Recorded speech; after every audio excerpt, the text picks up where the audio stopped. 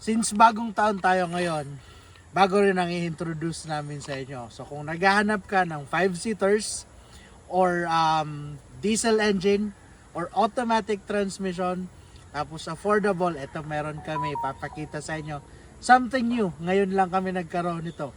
And presenting to you, Hyundai Tucson 2011.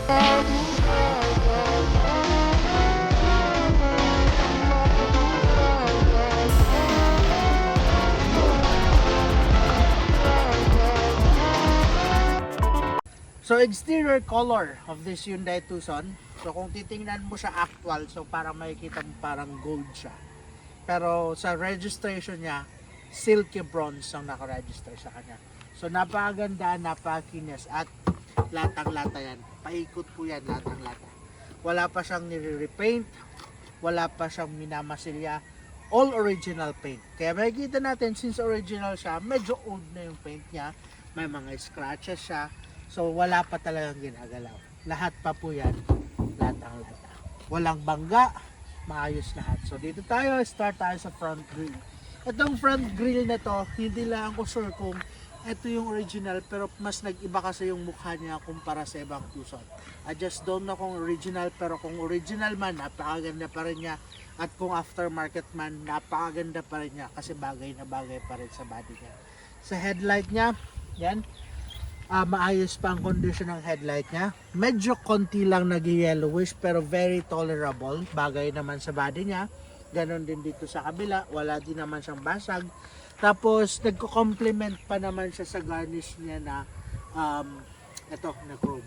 Tapos syempre naka-fog light na rin po siya. At maganda dyan, kahit 2010 model, naka-white plate na rin siya. Okay? So dito tayo sa side. Sa side nito, pasensya na nga lang at medyo marumi. Malakas kasi ang ulan. But anyway, dito sa side, mayroon ka na makikitang very minor na scratch na yun, no? Pero kung iba-buff yan, kayang-kaya yan maalis ng buffing. Kasi hindi naman siya lubog sa paint or hindi naman damage yung paint. And so far sa iba, wala naman ibang problema. Sa tires niya, naka 225/60 rim 17, kaya hindi po siya matagtag. Kasi malalaki yung gulong. Yung gulong mo pang SUV na talaga siya, kaya ang ganda gamitin. So, ang tires niya more or less mga 70%. Ganon din dito sa likod. Yung likod niya makapal pa. Siguro mga 90% pa ang tire tread niya sa likod. Yung front medyo manipis. So, mas maganda i-switch ito. Okay? Then, syempre, naka-disc brake siya sa front.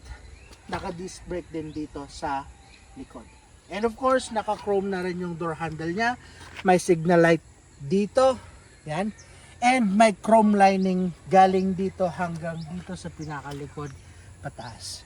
Sinabayan pa ng chrome na yan, rain visor. Pero ito aftermarket nitong rain visor ito. And of course, meron din siyang roof rail. Yan. Preparation din yan kung gusto mo maglagay ng roof rack sa taas kung may mga extra luggages ka. Okay? So, sa body color niya, again, silky brown siya. Tapos dito meron siyang matte black sa lower part niya. Okay. Dito tayo sa pinakalikod. Yan. May garnish na siya sa mga taillight. Pero ang taillight niya, very good pa rin ang condition niya. Although may mga konting visible na old na siya. Pero maayos pa ang condition niya. Hindi pa siya pinapasok ng tubig. Yan. Tapos syempre naka-wiper siya dito sa likod. Tapos may reverse sensor. Meron na rin reverse camera. Yung reverse camera niya, aftermarket na nga lang yan. Kaya medyo malabo din. Pero so far, tolerable pa rin naman siya. Okay? Matte black na rin po siya dito. Syempre CRDI po tayo. So naka-diesel engine na. So ganun din dito sa side na to. Meron lang mga minor scratches pero again very tolerable. So normal na normal yan. Pero sa 2010 model na to, napakaganda pa ng condition niya. Yung scratches is very normal na lang yan sa mga magsi-second hand na sasakyan. Napaka-presentable ng unit. Wala kang kaayusin sa exterior. Lalong-lalo na kapag binili nyo to sa amin, syempre, libre pa po ang interior and exterior detailing. Kami nang bahala dyan. Sa tint niya, naka medium dark tint tayo sa side. Tapos dito sa front, naka magic tint tayo. So hindi kita yung loob niya Pero pag nasa loob ka, very visible yung exterior. Okay? Pakita ko sa inyo ang loob. So, dito sa loob, syempre, 2010 model, may makikita mo, medyo may pagkaluma na rin siya. Pero, ganun pa man, very presentable pa rin siya. Simula sa dashboard natin, yung infotainment natin, aftermarket na po yan. So, pinalitan na po siya ng head unit. Ayan. Tapos, ang center console niya, may dalawang bottle holder dito, ang shifter knob niya, tapos may pocket ka dito, and aircon control. Lahat napakaganda. Even yung display niya dito, napakaganda rin siya. Para siyang Elantra. Yun yung display niya dito. Current odometer nito is 100,985 and sobrang sulit pa. Sobrang ganda pa ng takbo niya kahit 100,985. Pero again, kung sa 2010 model, napaka-normal pa ng 100,985. Diesel pa siya. Kaya talagang matipid siya, kaya takbuhin talaga. Ang ganda rin ng display ng dashboard niya. Hindi siya sobrang taas, hindi rin sobrang baba. Tamang-tama lang. Kitang-kita mo pa yung front mo, kaya kahit babae, pwede mag-drive nito, hindi mahirapan. Anyway, na-adjust din ito yung height ng upuan. Syempre na-recline. And makikita mo lahat ng upuan nito naka-leather seats pa. Though dito lang meron siyang konting damage. Again, medyo matanda na rin itong sasakyan, pero very tolerable pa rin siya. Napakaganda pa rin. Steering wheel niya, ang kinis pa rin, ang linis pa niya, hindi pa siya damage. Okay pa ang airbag niya, sa driver, sa passenger. Ito po, working properly pa po ito. Lahat na function dyan, ito, working properly pa po yan lahat. Okay?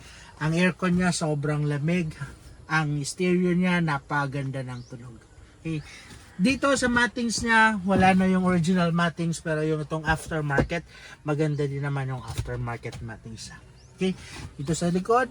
So itong capacity nito dito sa likod, actually pang tatluhan din ito. That's why naka 5 seaters tayo. 1, 2, 3, 4, 5. At maganda dito, kung tatlo ka dito, talagang maluwag pa compared sa ibang sedan. Maluwag na maluwag pa dito. So kung apat kayo, okay pa rin siya, medyo masikip na nga lang. Advisable lang talaga hanggang tatlo kasi yun yung nasa category niya, 5 seaters. And ito, meron siyang armrest, bottle holder. Mattings, aftermarket na rin ang mattings. Windows, lahat po yan working properly. Dito, yung ceiling niya malinis na malinis pa rin po. Okay. Dito sa likod, para mabuksan mo, mayroon tayong button dito. Ipipress mo lang yan na button na yan para mayangat mo siya. And nakikita mo na yung very spacious, nilalagyan mo ng mga luggages mo, lalo kung magsusundo ka sa kapamilya mo sa airport.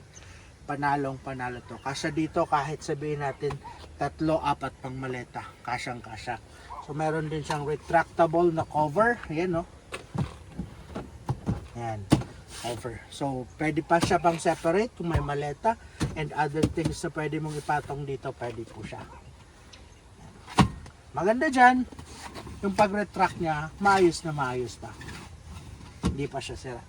Then of course, meron ditong charging port. Then andito yung kanyang reserve tire. Andyan din yung kanyang tools. Sa reserve tire niya, ang kapal pa ng reserve tire niya. Oh. Tapos, siyempre yung tools niya, ang jack, andyan, kompleto siya lahat. Okay. So, kung interested ka, puntahan mo na ito, pag-usapan natin, tapos i-test drive mo itong sasakyan ito. Ang asking price natin ito, actually 390,000, and that price is still negotiable upon viewing. So ang kasama dyan sa 390,000, kasama na po ang transfer of ownership, kasama na rin ang interior detailing, kasama na rin po ang exterior detailing. So pwede pa rin naman natin yan bawasan konti, or pwede natin alisin yung mga packages natin para mas mag-lower yung price. So depende po yan sa inyo. Basta po best price namin na ibibigay is 390,000, includes all our services. Kung around Bicol lang naman po kayo, pwede namin pa-deliver ito ng libre sa inyo. Okay?